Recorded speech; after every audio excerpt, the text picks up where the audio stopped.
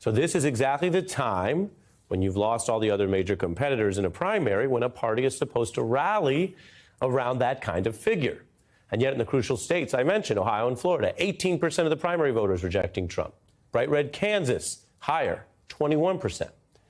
Ohio's exit polls have even more red alert signs because the Ohio Republicans who turned out, many are just saying they don't like Trump as the nominee.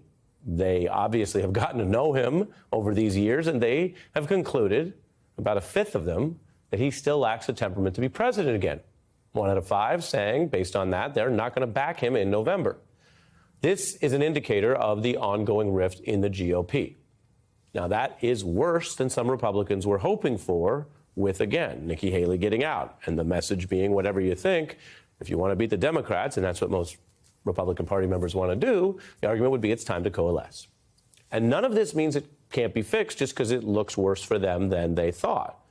Reagan famously patched things up with his primary rival, Bush, to unite the party, to campaign together, all smiles after a lot of debating and fighting.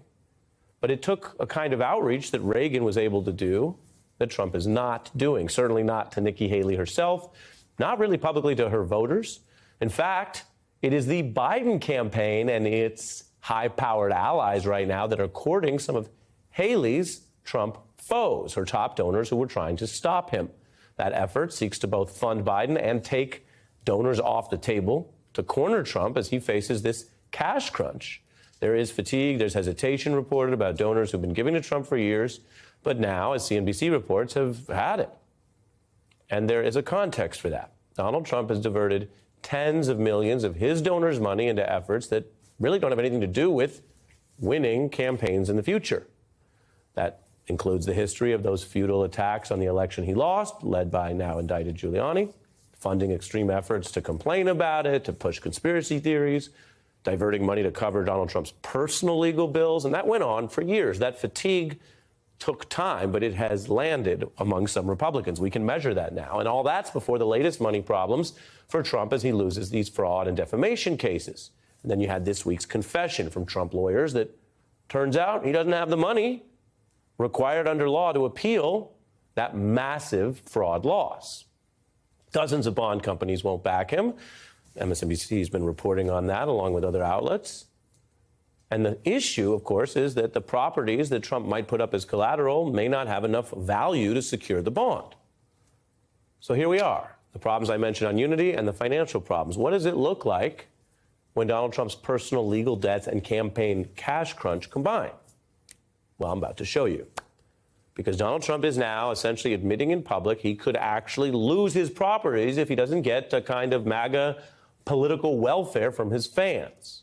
A man who claims to be a billionaire is now asking people who live check to check to send their money to him so that, as the fundraising email puts it, the government will keep its hands off Trump Tower. The former president and apparently indebted defendant calling on, quote, 1 million pro-Trump patriots to bail him out. So where are we tonight? You know, I was off on vacation. I came back, covering the news with you. You're probably pretty caught up. I'll tell you where I think we're at. Donald Trump has already reached the GoFundMe stage of this campaign. And we have 7 months left and maybe some trials left. And remember, Trump's lawyers were offering better terms to banks or lenders than to his own fans. To the bond companies, the Trump lawyers said, hey, give us this money and Trump will put up the collateral, those buildings he may partly own. And then once we get through this, Trump would pay back those lenders with interest. That was the pitch. To the Trump fans, though, no, they don't get that kind of favorable deal from their leader or guru or candidate or former president. The pitch was Trump would take their money, never give any of it back, and you can forget about interest. So I want to point something out here that's kind of straightforward or obvious, but bears noting with regard to the hypocrisy and where we are in our civic process. Donald Trump is offering capitalism for the banks because he has no other choice, but socialism and handouts for himself when he swipes from his own fans. It serves as a reminder that as a factual matter, this Trump project that so many people are living through in America, it does not run on populism. It does not run on policies to address economic anxiety.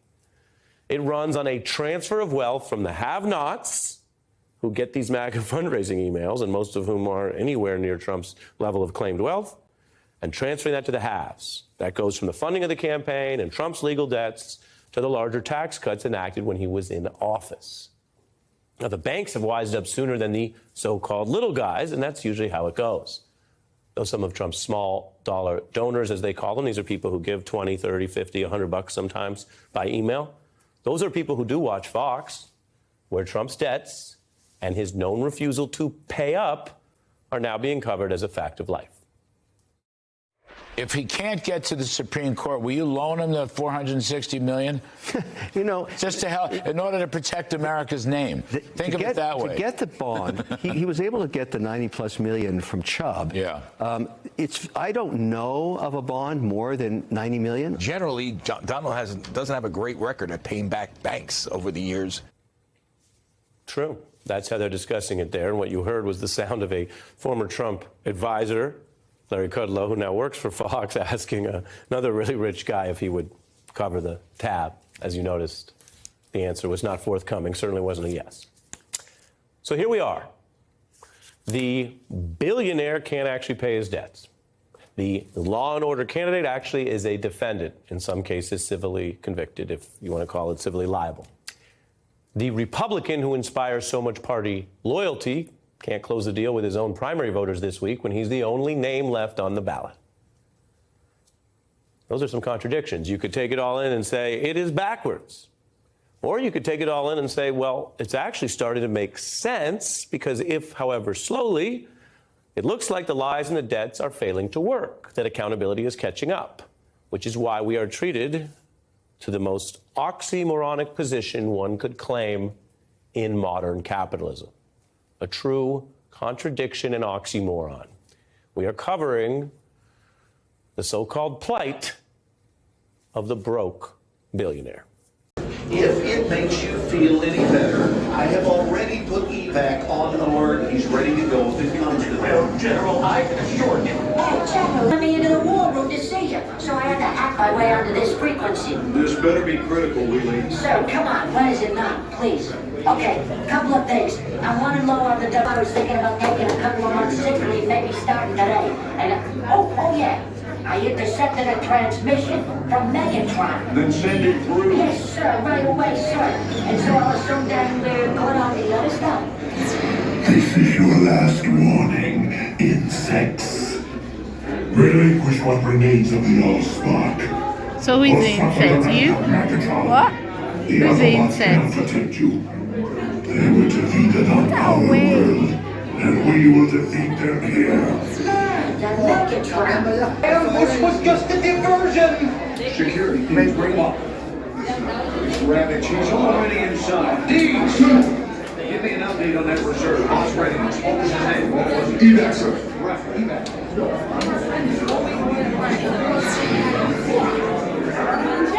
She's right in front.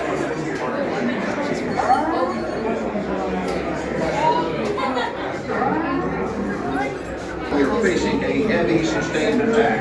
They appear to be after the Allspark craft. General Marshall! General! We need to evac immediately.